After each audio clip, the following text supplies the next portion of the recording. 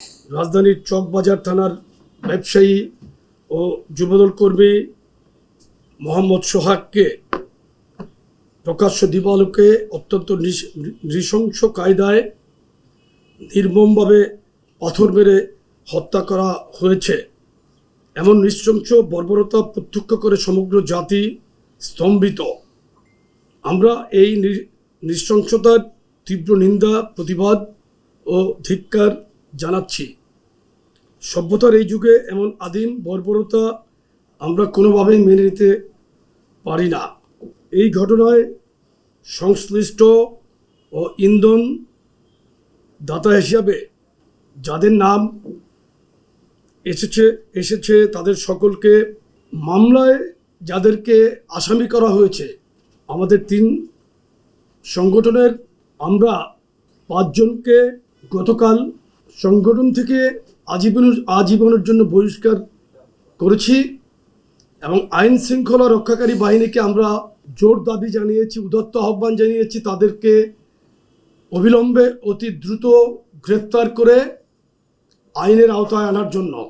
সাংগঠনিক দায়বদ্ধতা ও জবাবদিহিতার জায়গা থেকে যা কিছু প্রয়োজন আমরা সেই ব্যবস্থাগুলো নিয়েছি, কিন্তু এই ঘটনায় যারা সরাসরি সংশ্লিষ্ট হিসাবে ভিডিও ফুটেজ ও সিসিটিভি ক্যামেরার ফুটেজে যাদের দেখা গেছে, আশ্চর্যজনকভাবে তাদেরকে মামলার প্রধান আসামি করা হয়নি।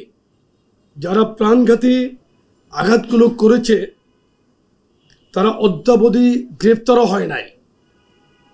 এর কারণ আমাদের বোধগম্য নয়। গণমাধ্যমে মামলার এজাহারে উল্লেখিত বাদীর মেয়ে বলেছেন, মামলার এজাহারে খুনের সাথে সরাসরি সম্পৃক্ত 3 জন খুনিকে পুলিশ কৌশলে বাদ দিয়ে নিরপরাধ 3 জনকে আসামি করেছে। ঘটনার 60 ঘন্টার বেশি সময় পেরিয়ে গেলেও খুনিদের খুনের প্রমাণাদি হাতে থাকা সত্ত্বেও অদ্যাবধি কেন মূল আসামিদের গ্রেপ্তার করা গেল না, এটা একটা বিরাট প্রশ্ন ও রহস্য। এবং আপনাদের মাধ্যমে আমরাও জানতে চাই, কারা কেন এই 3 জন আসামিকে বাদ দিয়ে নতুন করে অন্য 3 জনকে আসামি করলো, এটা আমরা জানতে চাই। আর ঘটনাটি বুধবারের, গতকালকে শুক্রবার এটা ব্যাপকভাবে প্রচারিত হয়েছে। 2 দিন আগের ঘটনা কেন গতকালকে প্রচার হলো, এর পিছনে কারা জড়িত সেটাকেও খুঁজে দেখতে হবে। আপনাদের মাধ্যমে আমরা আইন প্রয়োগকারী সংস্থার কাছে, দেশের জনগণের কাছে এই প্রশ্নটি রাখছি। আপনারা দেখেছেন গতকাল খুলনায় যুবদলের একজন বহিষ্কৃত নেতাকে গুলি করে ও রক কেটে হত্যা করা হয়েছে। এই হত্যাকাণ্ড নিয়ে সামাজিক যোগাযোগ মাধ্যম বা জাতীয় গণমাধ্যম কোনো প্রতিবাদ লক্ষ্য করা যাচ্ছে না।